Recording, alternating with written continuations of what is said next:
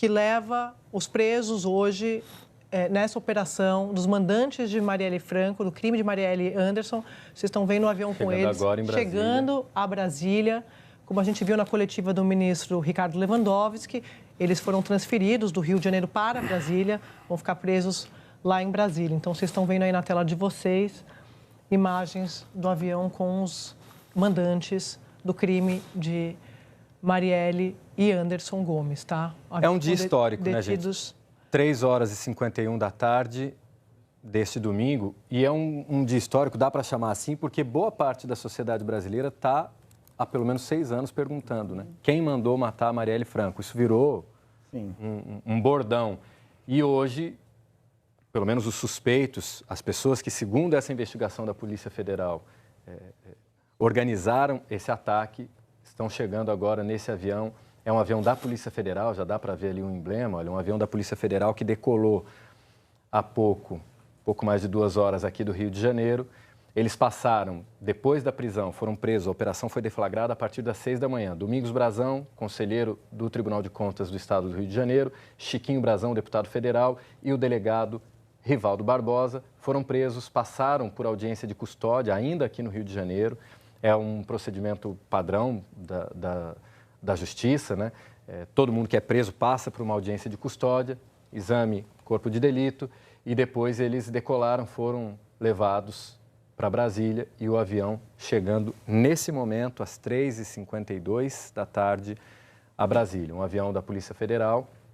Daqui a pouco a gente vai conseguir ver a imagem, né, dos 3, do Domingos Brazão, do Chiquinho Brazão e do delegado Rivaldo Barbosa, desembarcando desse avião em Brasília. Agora, a gente tinha comentado aqui que um dos motivos que anteciparam essa operação de hoje era o risco de fuga de um dos investigados que tinha mandado a família para o exterior, segundo informações dos investigadores, e também que um dos alvos tinha uma passagem comprada que foi identificada pela Polícia Federal para Brasília. Então, havia uma preocupação também de uma eventual articulação política para salvar, para, enfim, tentar tirar o que mostra que eles estavam ligados do que podia acontecer, Otávio. A informação que eu tenho é que tanto o Domingos quanto o Chiquinho Brazão iriam para Brasília segunda-feira.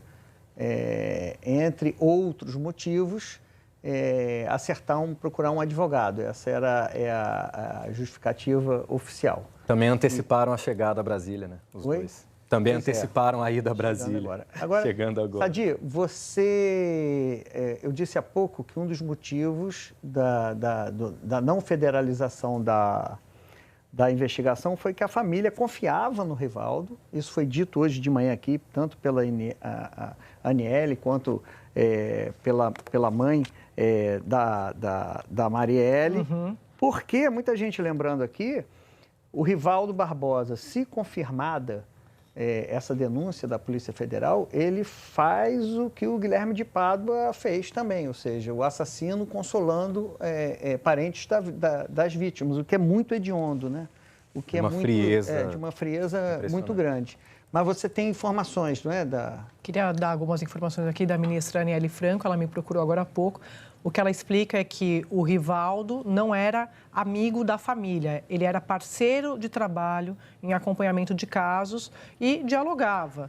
E aí a gente comentava aqui que, de fato, não havia uma defesa, eles não estavam de jeito nenhum querendo que esse caso fosse federalizado. Mas por quê? E a gente já falou isso várias vezes aqui na Globo News, você, o tempo todo no Estúdio I. Porque a família não tinha confiança, era um outro contexto, que ela chama aqui do que existia um desgoverno, né? Que, nas palavras da ministra Aniele, zombava do crime e dos passos que as promotoras tinham conseguido dar. Por isso que, naquela época, eles não queriam federalizar o caso. E a gente fala do MP também, porque a gente já falou do trabalho do MP, então? E o trabalho do MP. Quem decide se vai federalizar ou não chama-se Superior Tribunal de Justiça. Sim. Né? O Superior Tribunal de Justiça não viu os elementos para federalizar essa Negou investigação. Em 2020, né? Mas, Sadio, você estava falando ali da omissão deliberada da Delegacia de Homicídios. Sim. E eu estou batendo desde o início, eu não sei se a gente vai poder mostrar, porque a gente está com a imagem do avião, né? Então, vamos ficar com o avião, depois a gente traz isso, que eu conversei com o promotor Homero de Freitas, que era o promotor que deu início nos 5 primeiros meses da investigação. E no relatório da Polícia Federal é citada uma sentença que eu trouxe aqui do juiz Bruno Ruggieri, dizendo que o Ministério Público, de alguma forma, também era omisso, porque o Ministério Público faz o controle externo da atividade policial. Então, não dá para o Rivaldo sentar em cima dos inquéritos como efetivamente... Isso é fato, sentou, não andava. Não andava. Investigações de escritório do crime, de banqueiro de bicho, não andava. Isso é fato. Agora, existe um controle externo que é feito pelo Ministério Público. Então, o promotor Homero de Freitas, a quem caberia esse controle, diz que não houve qualquer conduta omissiva de sua parte, que participou de todas as etapas até a promoção dele. Ele sai, vira procurador, e aí entra o GAECO, e o GAECO é um grupo especializado, com a promotora Simone Sibilio, e aí que as investigações mudam rumo. Prossegue aqui o procurador Homero, dizendo que existem 2 etapas claras no modo de operar do Ministério Público do Estado do Rio de Janeiro. Antes e depois da morte de Marielle, que antes ele acompanhava as investigações e só depois foram aparelhados para fazer as investigações. Então, portanto, para quem... eu estava insistindo muito nessa tese de que não era possível também um delegado paralisar todas as investigações porque há controle externo. Estou trazendo, então, portanto, aqui a palavra do Homero Freitas. E só para deixar claro que todas essas informações envolvendo o Rivaldo, elas vêm das investigações. Elas vêm desses documentos a que a gente teve acesso. O sigilo... Da delação do Rony Lessa. E do que tem na decisão do ministro Moraes, decisão vinda da Polícia Federal. Então, são informações que a gente está trazendo e analisando aqui para vocês, detalhando com base nesses documentos que o ministro Moraes retirou o sigilo das investigações da polícia. O Beto Bomba diz que Rivaldo ganhou R$400 mil. Isso ninguém pode ser condenado, porque o Beto Bomba falou. O papel é provar o pagamento de 400 mil ou de qualquer outro valor. E aí sim, com a quebra do sigilo bancário da mulher do Rivaldo, você tem que chegar. Mas o que eu estou dizendo é o seguinte, não se pode condenar ninguém por delação. Deixa eu trazer a Ana Flor aqui para a nossa conversa. Você vai acompanhar, enquanto a Ana Flor estiver falando, você vai continuar acompanhando aí as imagens do avião da Polícia Federal chegando a Brasília. Ana Flor, boa tarde para você, seja bem-vinda a essa cobertura, você já estava aqui mais cedo também, né?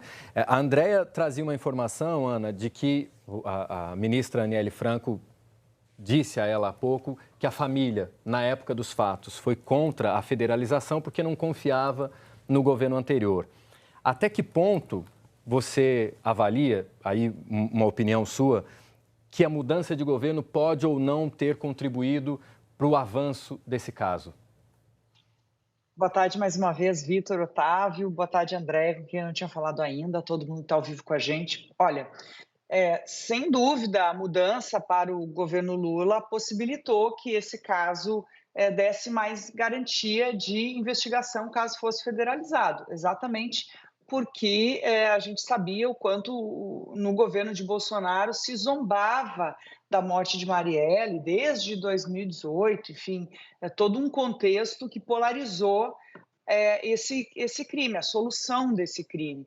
Agora, o fato que, por mais que a gente ouviu hoje de autoridades que o caso está encerrado, enfim, o fato que é muito intrigante é a nomeação do delegado Rivaldo na véspera do crime para chefiar a Polícia Civil do Rio de Janeiro. Hoje pela manhã eu trouxe essa informação, conversei ainda com a Leilane sobre isso no ar, e está lá no blog do G1, que o próprio diretor-geral da Polícia Federal, Andrei Passos, me trouxe, que essa investigação vai continuar, esse pedaço especificamente, porque ele foi nomeado. E por que isso? Porque ele, como a gente viu, participou da organização desse crime. Ele já lá em 2017, Rony Lessa fala, isso está detalhado, a gente consegue ver no relatório da Polícia Federal, está detalhado, que já havia uma discussão sobre onde se daria o crime. E o próprio Rivaldo dizia que não podia ser chegando ou saindo da Câmara de Vereadores, porque isso tornaria o crime claramente político e iria federalizar a questão, e aí sairia das mãos dele o controle deste caso. Então, ele já estava mergulhado nisso. Talvez por isso a proximidade com Marielle. Bom, a grande questão aqui é que, neste momento, desde fevereiro de 2018, a gente vivia uma situação de intervenção federal dentro do próprio estado do Rio de Janeiro. Então, essa é uma questão importante, fazer essa investigação. O que eu acho importante a gente falar ainda sobre Rivaldo como não se imaginava a repercussão do crime. O documento da Polícia Federal traz também esse detalhamento, que eles ficaram surpresos como este caso teve uma repercussão tão grande. E por que isso? Porque na região metropolitana do Rio já era normal, inclusive morte de políticos, inclusive vereadores. Então, eles achavam que a morte de Marielle não tivesse tamanha repercussão e poderia ser encoberta. Acabou não acontecendo, demorou, mas acabou não acontecendo. E, por último, é importante a gente ressaltar que a Polícia Federal traz a informação que a Subsecretaria de Inteligência da Polícia Civil já não havia recomendado a indicação de Rivaldo para esse cargo de chefe da Polícia Civil. Então, realmente, por mais que esse caso esteja encerrado no sentido de quem matou e quem mandou matar, há uma série de outras investigações que têm que ocorrer, a própria Andréia falava disso.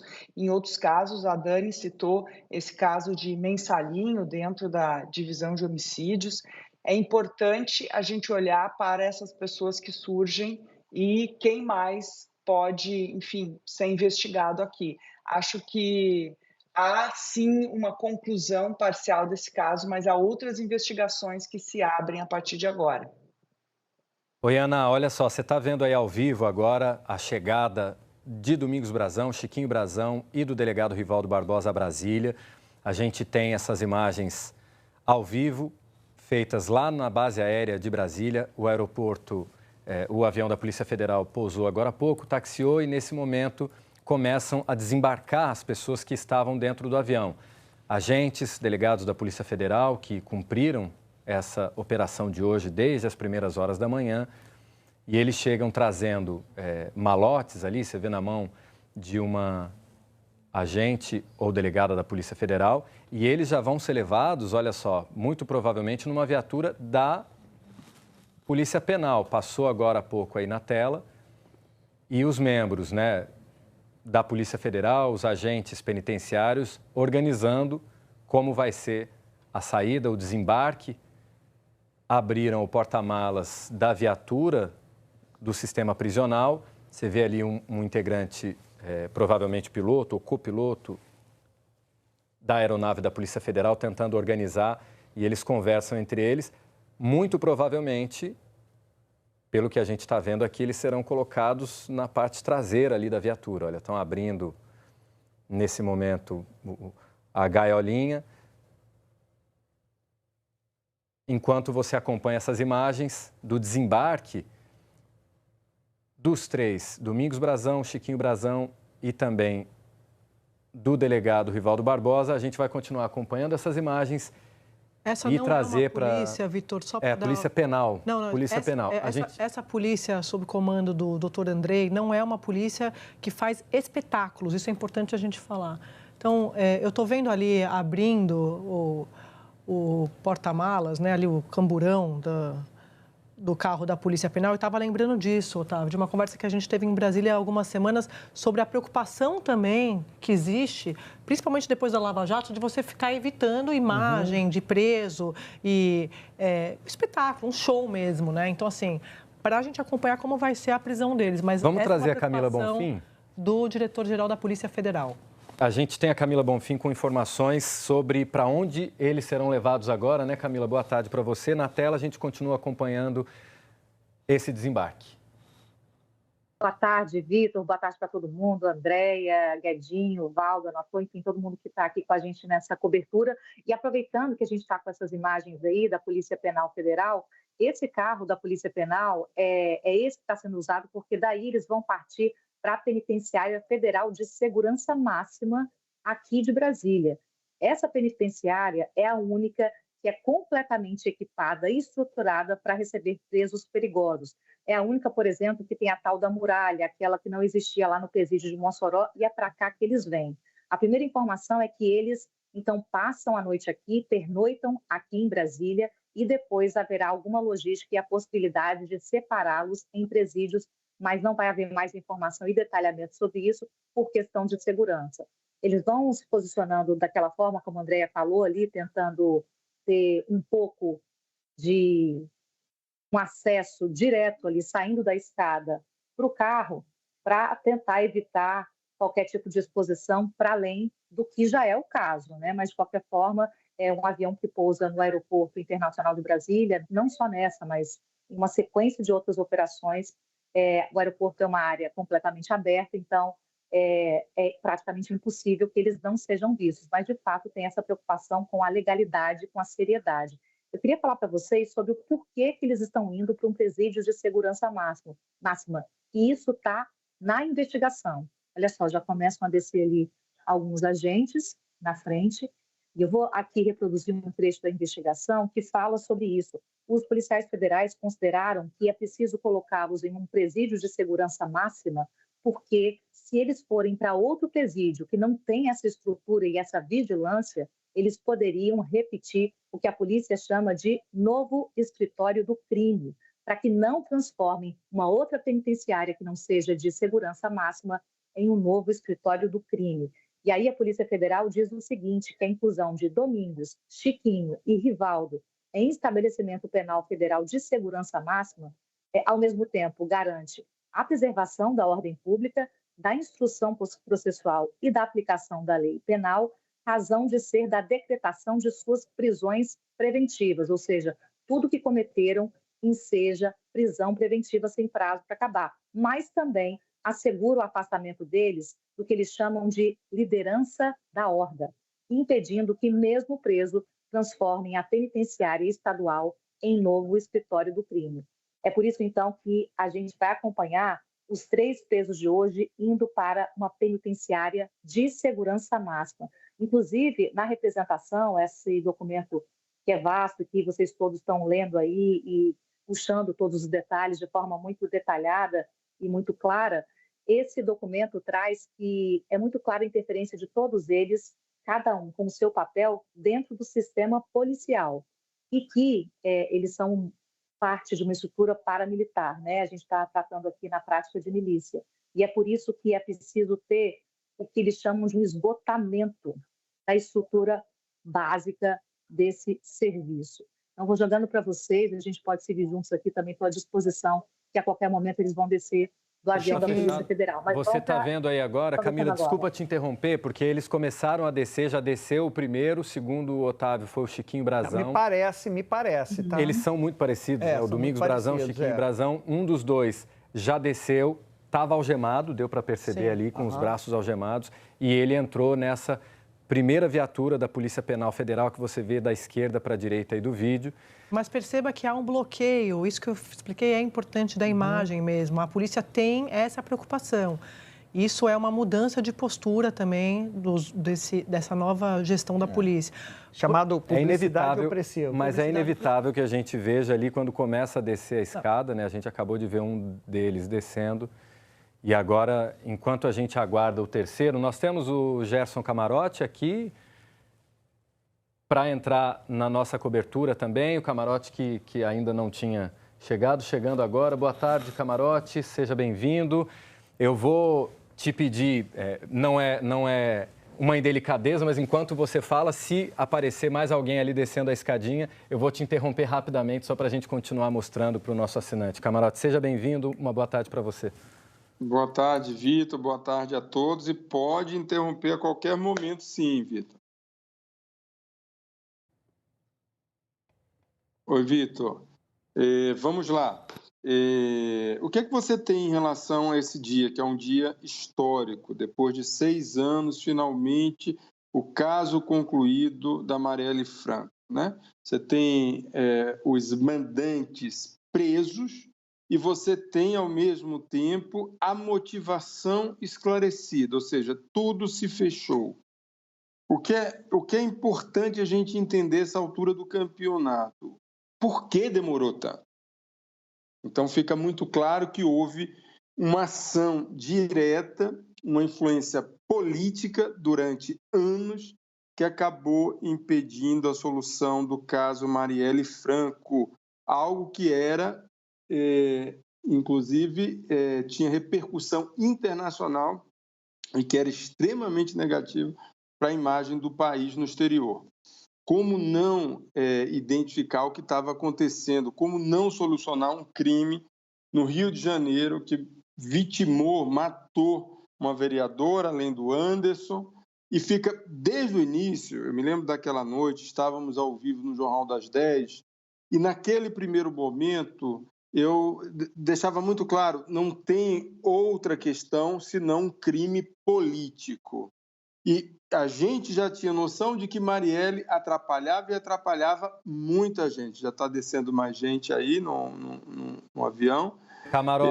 Camarote, desculpa te interromper, está descendo agora o que parece ser o Domingos Brazão, segundo Otávio Guedes, e vem os policiais trazendo malas, aparentemente malas dos próprios detidos nessa operação. Então a gente já viu um deles descendo a escada, agora o segundo descendo a escada, a Polícia Federal trazendo algumas malas, malotes também. E ele colocou o casaco em cima cobrindo a algema, para cobrir a algema. Interessante, os 3 estavam, então, portanto, algemados, provavelmente algemados durante todo o voo, né? A polícia muito dificilmente colocaria a algema só para desembarcar, então, muito provavelmente vieram algemados. Olha lá, e o policial está levando o casaco que parece que era o casaco que estava sendo usado para cobrir a algema. Tá? Exatamente. Agora no porta-malas. Guardando ali no porta-malas. Os dois já desembarcaram e em veículos, estão sendo colocados em veículos separados, né? Não vão ser levados no mesmo veículo. E agora você vê aí outros policiais federais descendo as escadas do avião. E muito provavelmente daqui a pouco a gente vê o terceiro detido nessa operação de hoje. Pode continuar, Camarote, por favor. Desculpa te interromper. Pois é, então a gente está falando aí sobre essas suspeitas dos mandantes, né, que agora estão presos. Esse momento que a gente está vendo, um caminho que tem, ainda não está fechado, mas o caminho dessa motivação, né, o que estaria levando. Mas é importante a gente entender essa altura do campeonato, Vitor, e eu retomo de onde eu estava, é justamente porque demorou tanto, né? E isso mostra que teve, durante anos, uma falta de empenho. E agora a gente entende por que essa falta de empenho. Havia uma influência política muito grande em relação a esse caso. Primeiro, descontinuidade de delegados, de investigadores do caso, e isso só muda de figura, a gente está vendo agora o avião da Polícia Federal, quando há uma decisão política de se priorizar, e a Polícia Federal entra também no caso dessa investigação, e as coisas começam a mudar de figura, né? Porque você tem uma prioridade e aquela influência local que a gente está vendo, tudo contaminado, você tem relatos, aí relatos, a investigação vai avançar ainda em relação a isso, de que o próprio Brazão, Domingos Brazão, e o irmão dele, o deputado federal Chiquinho Brazão, que os dois deixavam claros para o Rony Lessa que ele estaria protegido, que isso daí não iria adiante. Então, você tem, né, ninguém menos do que um conselheiro do Tribunal de Contas da União, que tinha uma grande influência, e o irmão, que chega a ser eleito deputado federal. Então, mostra, assim, que tinha muita influência. Isso explica muito dessa demora e desse descaso em relação ao caso Marielle Franco. Então, não era um descaso, era algo intencional. É isso que fica muito claro com todo esse desfecho que está sendo apresentado pela Polícia Federal. É importante a gente colocar que a ação da Polícia Federal ela faz toda a diferença. Então, desde o ano passado, a gente começa a perceber avanço, tanto do depoimento do Elcio de Queiroz, como depois do Rony Lessa. Aí volta aqui a trazer uma informação do nosso César Tralli. O Lessa, ele só passa a falar ao ter conhecimento que o Elcio, que era o comparsa dele, já tinha entregado ele. E que já não restava mais muita opção àquela altura do campeonato. Então, o que a gente tem a partir de agora é, de fato, uma mudança, e essa mudança só acontece com a Polícia Federal. Por quê? Porque